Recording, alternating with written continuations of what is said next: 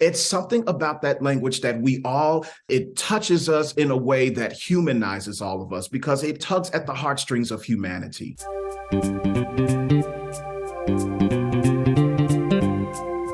Hello and welcome to the Creative Solutions Podcast. I'm your host, Isolde Trachtenberg. Whether you're writing the first sentence of a story or solving the climate crisis, you need to think in new ways. On the show, I interview peak performers who are coming up with those creative solutions. Through creativity, action, inspiration, and innovation, they're changing the world. I also bring you ideas and techniques that you can use to unlock your potential to do the same. And now, let's get to the show.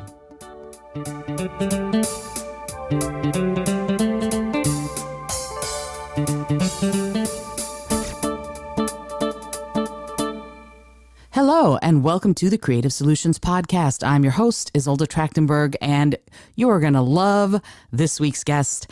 What he does is catnip for me. I'm going to introduce you to Lonnie Norwood, who is the Director of Africana Studies and Conductor of Englewood Neighborhood Choir and Lincoln Park DePaul Neighborhood Choir. He's a music educator, and let me tell you what he's doing. Founded in 1956 and inspired by the burgeoning civil rights movement, Uniting Voices Chicago, formerly the Chicago Children's Choir, is rooted in the belief that music is the most powerful vehicle for fostering mutual understanding and respect between young people of all races, ethnicities, socioeconomic backgrounds, religions, gender identities, and sexual orientations. Now you know why what he does is catnip to me. For more than half a century, they've developed programs that embrace the racial and economic diversity in Chicago, where they're located, making a high-caliber musical education available to any singer who wants it. Accessibility forms the foundation of their signature world-class instruction. 80% of their youth live in low to moderate income households, and every year, these 4,000-plus students participate completely free of charge. How awesome is that?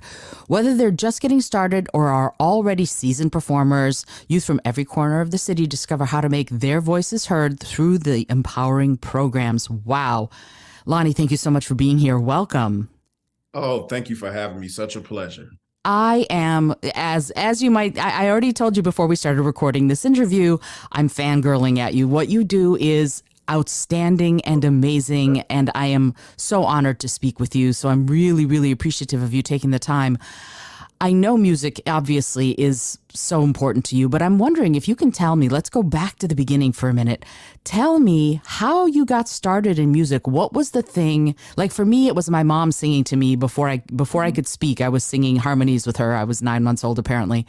So music has been in my life my whole life. What about you? What got you started? What inspired you to make music your passion and your life's work? You know, I think a lot of little Black boys like me and Black children, period, who came up in my particular era were heavily influenced by the Black church. If anyone understands that institution, they know that it is ground zero for our development as individuals, you know, not just of certain faith, but how you carry and conduct yourself, how you treat other people. It's a place where you engage in sports and other activities, where you have all the children's club and make your best friends. And for me, it was also a place where musicians took you under their arms. If they saw you run up to the drum set or saw you run up to the choir director or saw you run up into the choir stands, they didn't push you away. They brought you along the journey. They made you a part of community, which was the most wonderful thing for me because I was taking lessons for free. And the teacher that I had, her name was wonderful, Ernestine Fleming. She was, I started piano lessons and she was like, well, listen, I can do this for free. And my parents are like, no, you're worthy of your hire. We have to pay you. And she's like, okay, just make it $1. Yeah, oh my goodness. I had wonderful people like that who were more about the education and the rearing, you know, of in my life musically and you know, and socially, all of those things, you know, it just takes a village. And I've always been principled in that way, luckily, because of these wonderful, influential people in my life, and starting with my parents. Another thing to add to that is I stole all of my dad's records that he had lying around the house. So if it was Dionne Warwick to Kirk Franklin, I was taking everything, and he was always wondering, where's my, you know, record for this? Where's my tape for that? I'm like, oh, no, I have no idea. I either wore it out because I played it so much and just kind of hit the evidence afterwards. But that's that was me in my room playing the radio, doing chores. Yeah. Oh, I hear you. Absolutely. Dion, you mentioned Dionne Warwick. One of my favorite songs in the world is by her. It's called Whisper in the Dark. Ah, And you know that song. It's an amazing song. But yeah, a lot of these singers that you're talking about, everybody, your Dinah Washington, Dionne Warwick, Ella Fitzgerald, Sarah Vaughan, all of yeah. the Coco Taylor. There's so many amazing women and men. I can mention the men too, but the point for me is that there are so many singers who, when you hear them, you know that the music means so much to them. And you mentioned something in the previous thing you said about if a child runs up to the drum set and wants to bang on the drums, you encourage them. I'm wondering, you've probably seen this so much. What do you think it is about music specifically that young people are drawn to it and also can build community around it? Well, music is just something about it is very infectious, right? I wish I had the perfect answer about what the mystique is behind music. Then I would probably, be a millionaire or something. I don't know. But honestly, it is that it's not just sort of that corny notion that it's the universal language that everybody understands, but it's actually really a way of life for many people that they don't realize it's what I need. When words fall short and you don't have a way of expressing yourself and how you feel, something about music, the melody comes together, the beat of time, all of those things work together.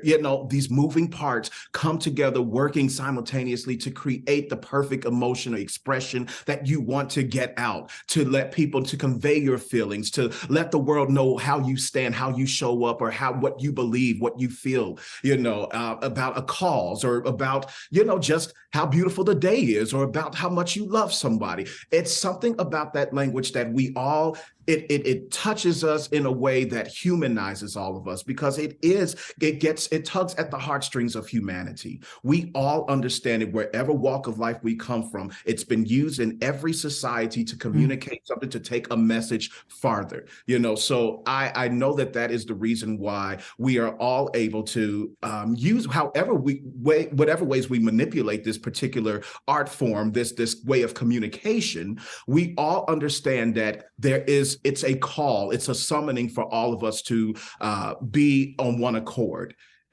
However way we use it, we understand that much. And that's why we have a great opportunity with this particular form of communication to create that kind of village, effect.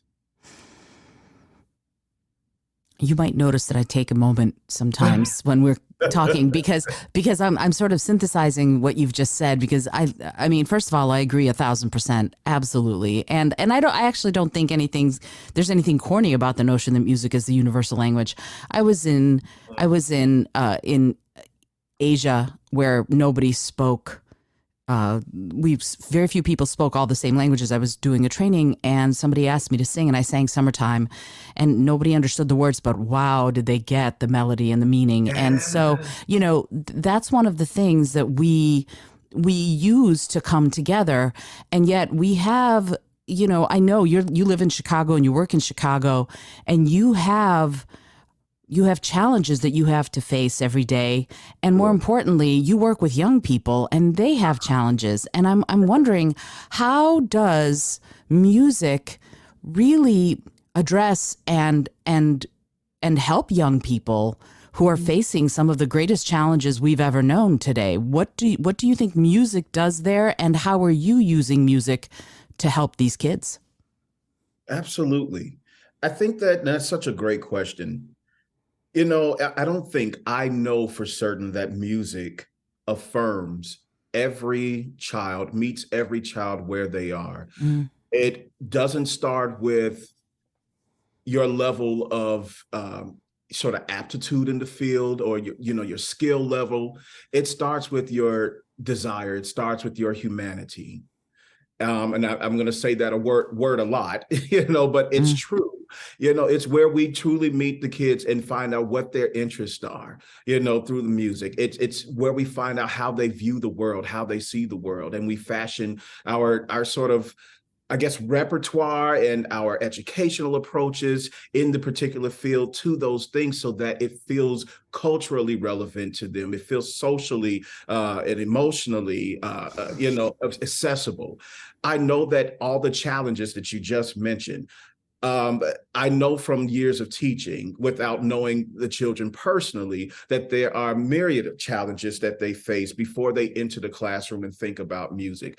And while we don't have to present music in such a sort of forward and blunt way that says this song is about, homelessness, or this is about climate change, we can do those things. But we know that these are things that are on our children's minds, right? Those who are, housing insecure, those who are hungry, those who are dealing with losing relatives to gun violence, excessive police force, those who have to wake up with the consciousness that I am any other identity that this social structure has placed me in besides white, Caucasian, that is true sort of crisis trauma that you wake up in, and deal with. But how are we using music to address those things? We use music from everyone's background, everyone's, and music that speaks to, again, every situation like this uniquely, that, makes them feel that they are a part of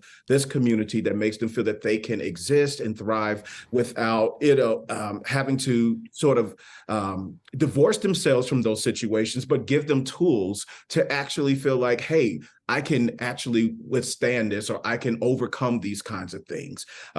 That's really what I think our mission is, where it really comes into action, that idea of inspiring and changing lives through music and creating a better, more harmonious world. That's exactly what we use that particular tool for. That's our vehicle for achieving such things.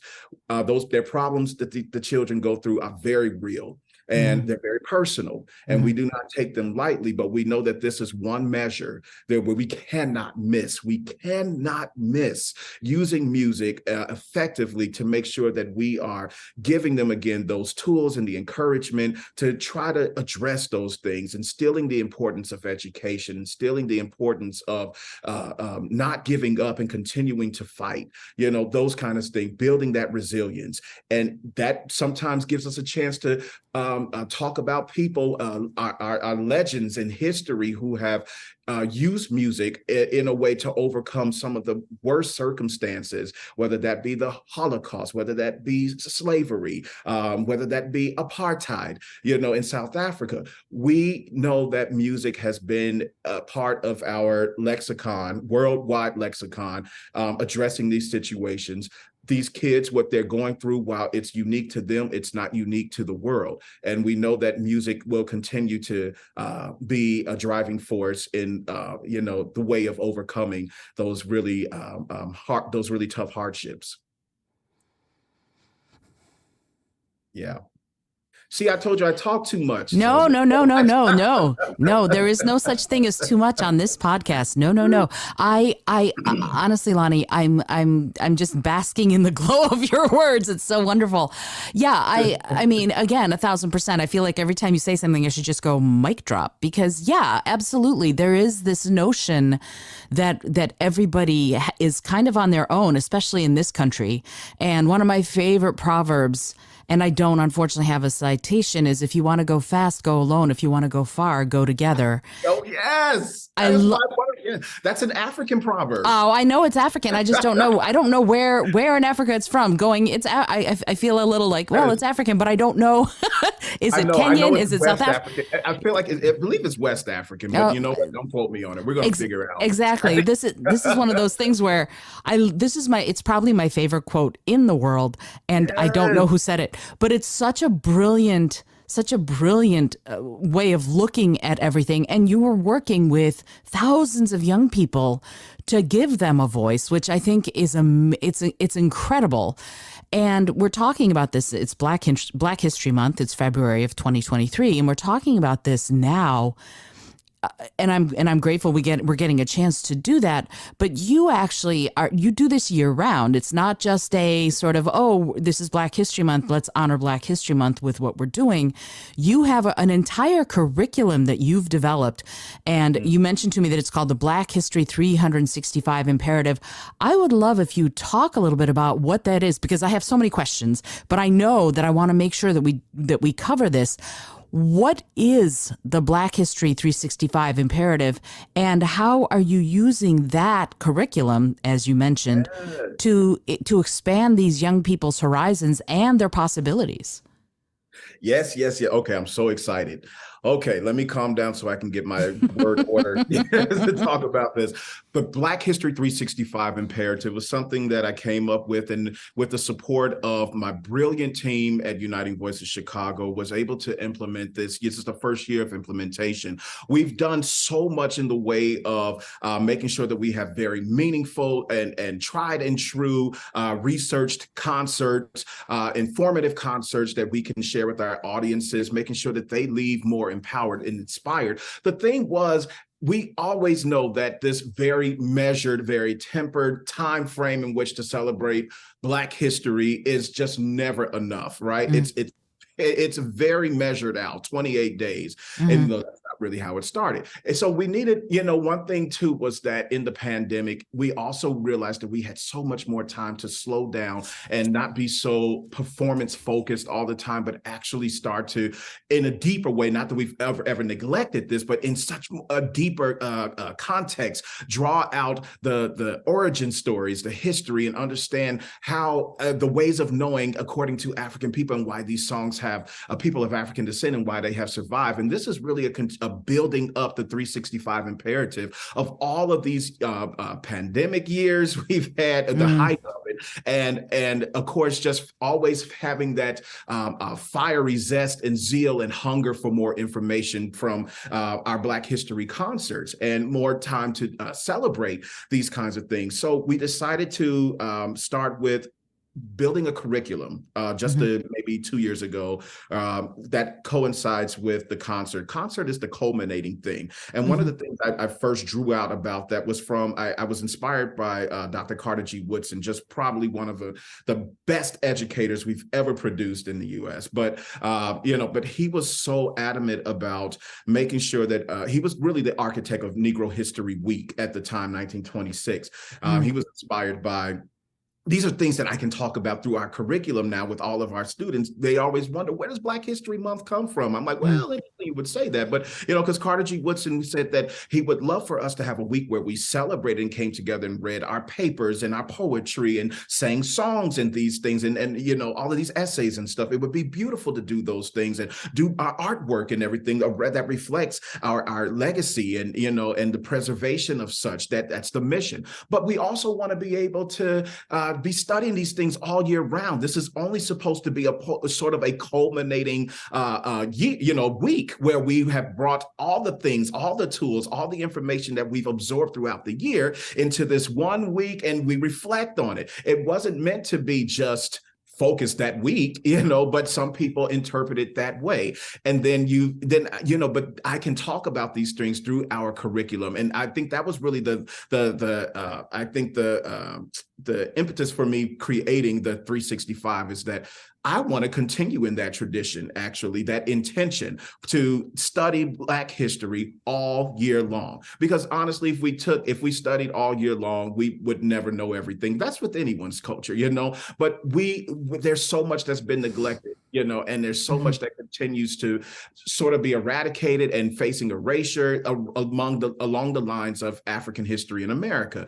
And we have to combat that with practicing, getting in the practice of learning about the music and the movement and the storytelling or the memory of the African and their plight and their triumphs in this country. And we can only do so if we really do have dedicated time. So it's about sort of putting your money where your mouth is. we talk about being dedicated so much, and in our choral medium and in our education system to uplifting, and it's all of our systems, honestly, where we talk about we want to uplift, the history, and we know it's American history, truly it's world history, but we don't do enough all the time, to actually commit to these things outside of the history, where there's the history of, observation, but then there's the lack of equity, but that's another story. I'm digressing. But but that's the reason why we actually have the 365 imperative, is because we want to keep our children constantly in the know, not just of what has happened, what has been of African Americans, but there's so much to look at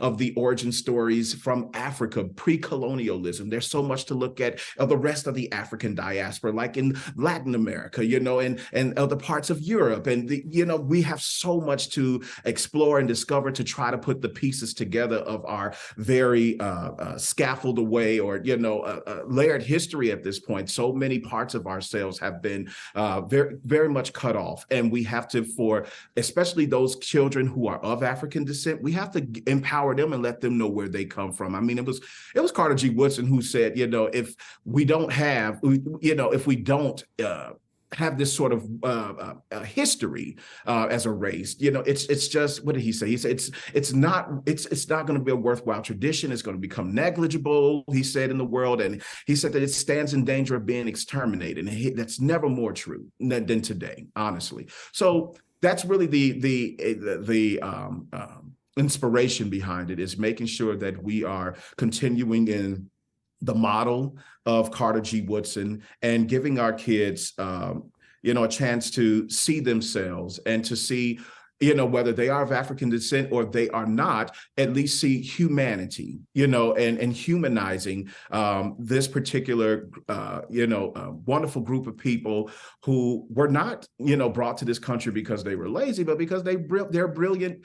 They were brilliant doctors and teachers, and they were brilliant, farmers, and take care of the herd and cattle. Their masonry and all of these things, and inventors. They were wonderful people, and we need them to know that they come from, by and large, a wonderful and long lineage of people who were excellent at and had a wonderful civilization way of life. So yeah, that's really the inspiration behind having this particular ongoing project. Wow. Okay.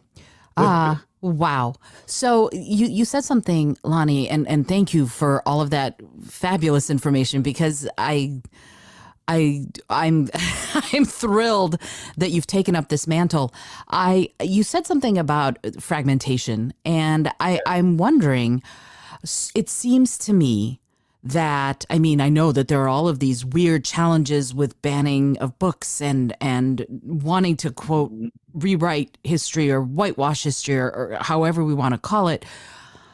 I want to ask you about the sort of the scattered status, if you will, of so much of these stories. How are you finding them? How are you bringing them to these children when so much of that information would seem to be lost in time? Mm-hmm. For me, it's all the books that you would not find in the classroom. I have to go out and do my own research and read, and it's being in community with people who are culture bearers, who are griots of sorts, or we would say in Senegal, jellies, those who are the keepers of history, who know these things, who have kept these traditions safe and secure.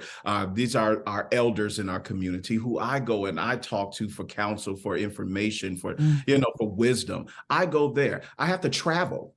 I have to travel to parts of Africa, to parts of the African Caribbean, and I have to speak with people, and I have to study with them, and I have to learn about their traditions. That's the thing. I have to go straight to the source, as much as I can, to be in community with these people who, again, have the lived experiences, who have the ancestral ties and can teach me. And I'm very fortunate that when I'm sending out these, sort of abrupt emails. I'm not looked at as a creep, but people are saying, are engaging, and and most people are. Some people, you just get the good ignore, but that's fine. But there are some people there are a lot of people, more people than not, who are actually very open. If I'm reaching out to someone in Ghana, if I'm reaching out, going to South Africa and study, if I'm reaching out to my Nigerian friends, if I'm talking to people in the Bahamas or Trinidad and Tobago, I've been so blessed and fortunate. Why would I keep that knowledge to myself?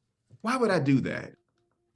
When I know that in this country, in my own educational experiences, these things were not paramount. These things weren't even mentioned, not even at the size of a mustard seed were these things brought up. So I know that I have to be better than the generation, I came through, and the generation before me. I have to be better for the next generation, because someone has to carry on this information, this legacy. Someone has to keep it alive.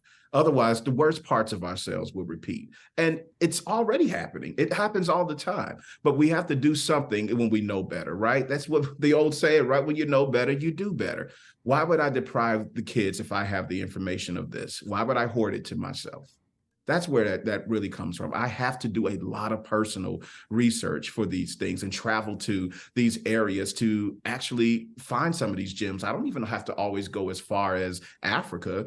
Sometimes it's just a trip down to the church house, your local church house, and you talk to elders. Sometimes it's going to the U.S. South and just speaking to common folk you would see, going to the grocery store, who have grandparents or who are descendants of grandparents and parents and all of these people who were enslaved, captivity, and they have an understanding, or they have photos, and they have they have all of these things. It's not just always the museum visits either. It can be just that personal, as intimate as a conversation with somebody in a certain area, but again, sometimes we don't really feel empowered to reach out and ask questions about it. We're not conditioned to inquire. We're conditioned to absorb information and accept it as is. That's not education.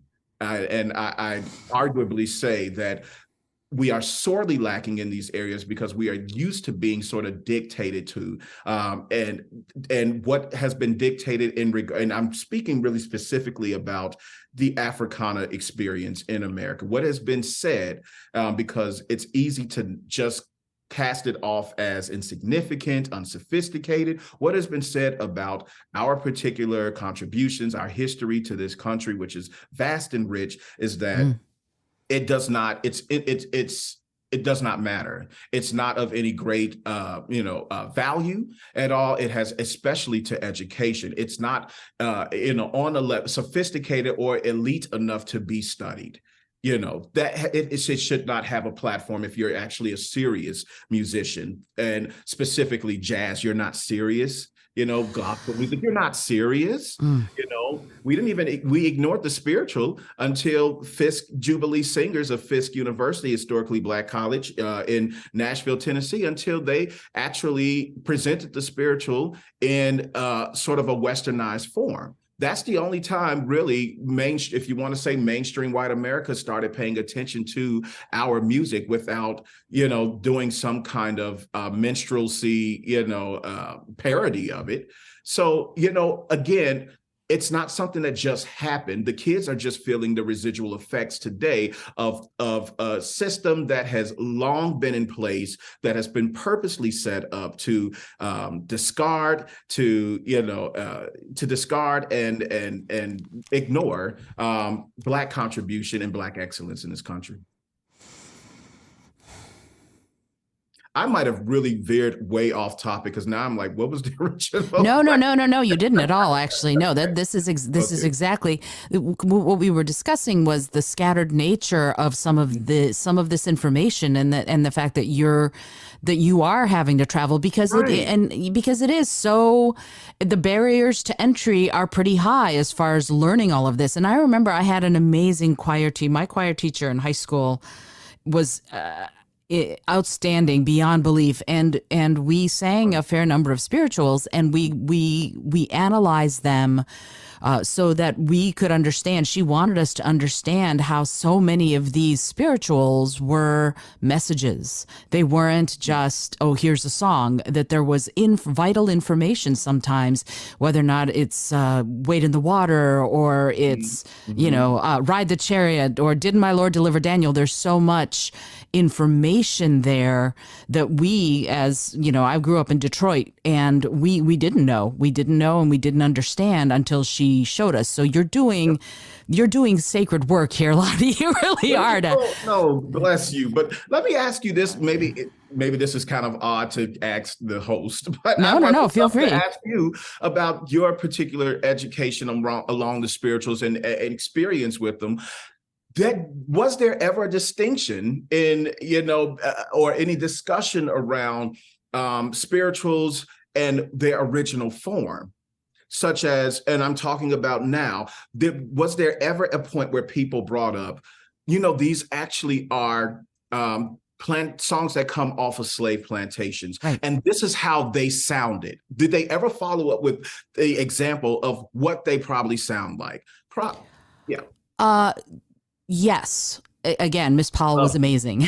Lovely. Yeah, she was amazing. And this was I went to high school in the early 80s, and she found 78 records. Like, you can and she played us things, and we also listened to people like Paul Robeson sing some of these spirituals, and so we heard some, Bessie Smith sang some of the beauty, and she played us. You can tell I come by my love of music. Honestly, she played us these singers singing the spirit, because she was like you're going to be singing them in 4-part harmony, but let me show you what they really were. And so it was a different. This is one of the, as I said, Lonnie, I'm fangirling at you because I'm listening to what you're saying, and it makes me think of Miss Powell, because she was very concerned about us understanding the history behind what we were doing, and that to me is what exactly what you're doing. And so what I wonder with all of this, and I'm going to turn the question back to you, okay, is these kids are, again, we've talked about the fact that they're facing so many challenges, and we can enumerate the challenges if you'd like. Yet I think the thing that I'm most curious about right now is, what are you hoping they get out of learning this history? And how are they changing, even as you are sort of starting to implement this curriculum? What kind of changes are you seeing in the young people who are going through it? Yes, absolutely. Well, first, I want to say I wish we had more Miss Pauls today, and I am very, very optimistic that we will get more who will teach a thorough and have a very thorough approach to teaching about the spirituals, and not just starting at the point of sort of that, like you said, the choral arrangements of it, but also honoring that the ancestral memory of these particular things, those who actually sweated and bled, and cried, in the creation of those songs, while laboring and suffering. So it's very important and paramount that is always the emphasis of this particular musical form that informed everything that we call music in these United States. But to answer your question about what will the children get out of it, I hope that they get an immeasurable amount of pride. I hope that they feel more, especially our children of African descent, and especially to those children who immigrate to the U.S. from West Africa, West Central Africa. I hope that they feel, who are singing these songs right now, who are filled with joy, really overjoyed to run home and tell their parents, take the curriculum packet to their parents and say, look, we're singing in Ga, we're singing in Chi from Ghana, or we're singing in we're singing in Igbo, in from Nigeria, and they're so excited. I want them to feel recognized, feel, like they have a place, and their place is secure, if nowhere else, with Uniting Voices Chicago. And I want them to be so empowered by that, and with that instilled sense of identity, that they demand it wherever they go, to see me and my humanity. I told you that was going to be the buzzword of the day. Absolutely. See me, and you're going to treat me as such, a human being, wherever I go. See, music, you thought that this was just a musical initiative. No, this is setting these children up for life, to speak up for themselves, to speak up for others who are vulnerable, in this world, to trauma, to any kind of oppression, to anything that in any form of discrimination, to speak up for those who do not have as strong of a voice, who are marginalized, to understand those effects and say that, hey, my musical education, was more than just about notes and rhythms, but it showed me a history, a legacy, and gave me the power through people like Amanzeba of Ghana. It gave me the power of people like Mansa Musa of the Mali Empire. And it gave me the understanding of people like Kwame Nkrumah, the first president of Ghana, who changed the name from the British name, the Gold Coast, and called it Ghana, which represented kings, which represented freedom. I know about these people who overcome hardship. I know about Nelson Mandela, and I'm going to channel their struggles. I'm going to channel Rosa Parks, and I'm going to channel Dr. Martin Luther King, and all of these wonderful heroes, and use their words and use these songs, that move me towards good deeds, that move me towards loving people, even when they don't have it in them to show it towards me. That's what I want them to get, is this strong, complete sense of identity. This is, again, not just for the African kids, but it's doubly important for them, if you understand what I'm saying, because they don't always see themselves reflected in our systems here. Education, they tend to be on the margins of these things. But I want them to have that particular sense of self. But I also want to instill in all of our children, regardless of what their identity is, a sense of being celebrated. That whatever we do, this sense of being, again, prideful in the fact that I know my brothers and my sisters and and everyone else, how they identify well, and I respect this sense of respecting everyone, this sense of being, of the importance of being in community. That these are the principles that are set up through this music. I also want to make sure that they walk away understanding better this idea of allyship. Now, this one is especially for those who do not identify as African, who are not of African descent. I want to make sure that this curriculum and this concert it's teaching how to affirm, it's teaching how to be in a visible and meaningful way that enacts allyship.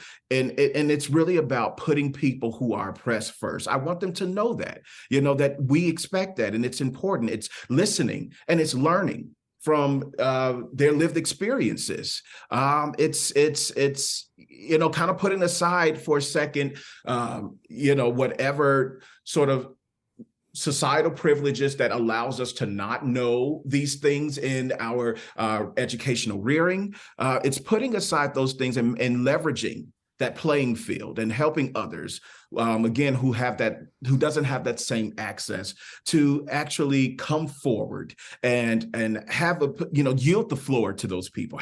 Let them come forward, let them be seen, and let them tell their stories in the way that makes sense to them. It's not just how the African shows up in our sort of social structure understanding, but it's also listening to them and letting them explain, well, who are they to each other? Who are they to their community? And that should be, pretty much the emphasis of how we learn and how we engage in the music and in the stories and in the movements, all of those things. This is a long answer. I apologize. Do not apologize. This is great. No, this is great. Yeah. I love it. I love it. A cherry on top, just to end it off, because go back to my original word of the day, is that I want everybody to walk away and understand that this is not just some kind of routine celebration, sort of ritual that you go through, and then it's over. I want them to have a strengthened sense of humanity and appreciation for everyone's place in the world. That's what I want. Yes. Yes, absolutely. And to me, a lot of what you said, the resonance of that was that hearing someone else's story enriches your own story. Sure it does. That's the way it is. That to me is sort of like that. That's it. That's what we need to Yes. really understand about this, is that it does not detract from your story to make room, to make Yes. an atmosphere and an environment for someone else's story. It doesn't take away from you. There's Yes. plenty of room for all of us. And I love that you're doing this work. It is, as I said, it's sacred work, and I'm grateful that you're out there doing it. This is so Oh, wonderful. it's a privilege for me. Thank you so much. Yeah. No, it's just wow. Yeah, I know, and I know I could keep you here for next 6 hours, and we could be talking about this. But I know you have I a love it. day to get back to. I would love it if you would say a little bit, and then I have just a couple more follow up quick Okay. questions before we Sure. move to the bonus round. Can you say a little bit about when and where this culminating event is exactly, so that people who are interested can find out about it? Definitely. Okay.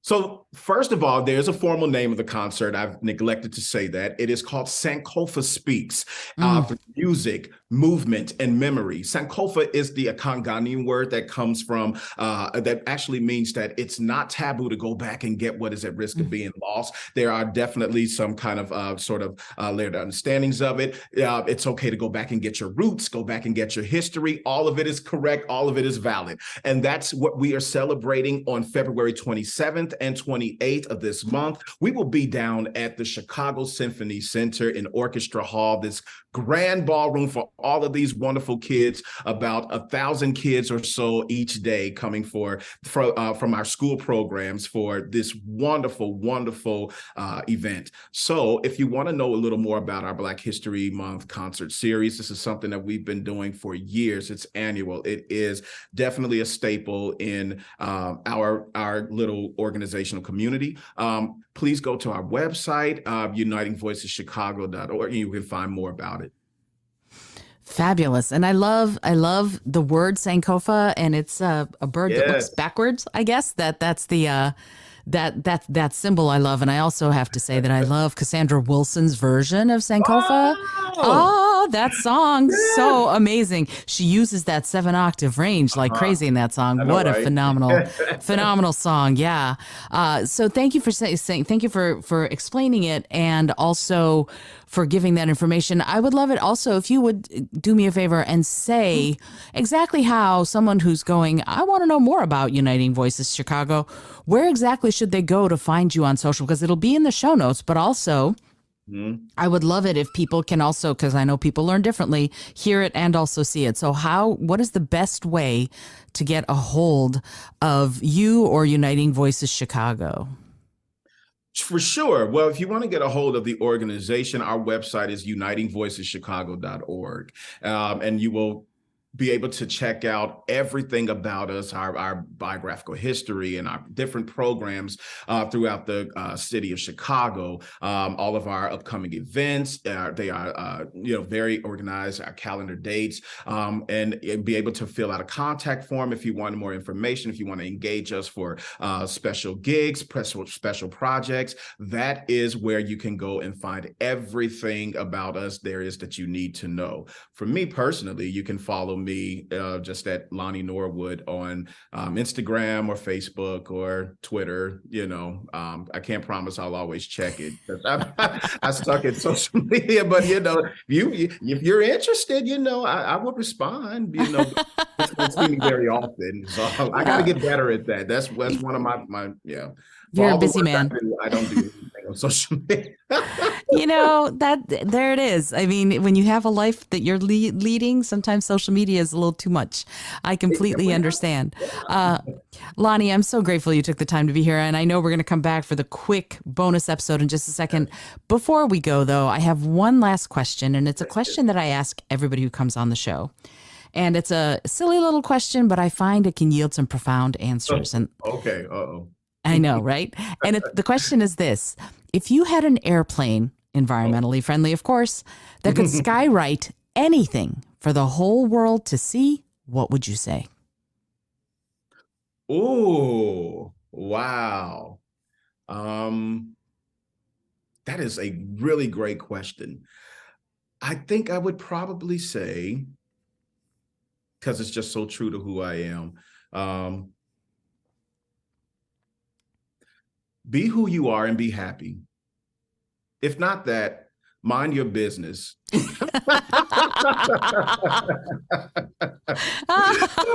Or maybe like mind the business that pays you. So that way we're I know how that sounds, right? But no, seriously, because we spend so much time just like trying to fix everything that does not need to be fixed in the first place, right. Like stop Ron DeSantis, chill out. Stop all of these chambers that have bills to block African-American history and LGBTQ books and Jewish history and all of that. Just stop. Right. Don't you have anything better to do? Come on. Right. So I want you to mind the business that pays you, but I also want you to be happy too, because you'll be much happier minding your business. There you go. That's it. Okay. I love it. Wow, Lonnie. That's great. Thank you again so much for joining me on the show. We're going to come right back and record the quick bonus episode. But in the meantime, once again, Lonnie Norwood of Uniting Voices Chicago, thank you for taking the time to be here. I am Isolde Trachtenberg for the Creative Solutions Podcast. Super grateful that you took the time to listen. Go find out about what Lonnie's doing. Go listen to Uniting Voices Chicago. Obviously, it's going to be amazing. I'm super, super grateful for you. And remember, as always, as I sign off, to be bold, be creative, and most of all, be kind.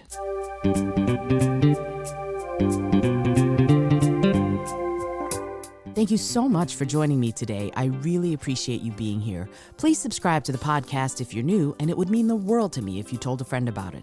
Today's episode was produced by Isolde Trachtenberg and is copyright 2023. As always, please remember this is for educational and entertainment purposes only. Past performance does not guarantee future results, although we can always hope. Until next time, keep living what you believe in.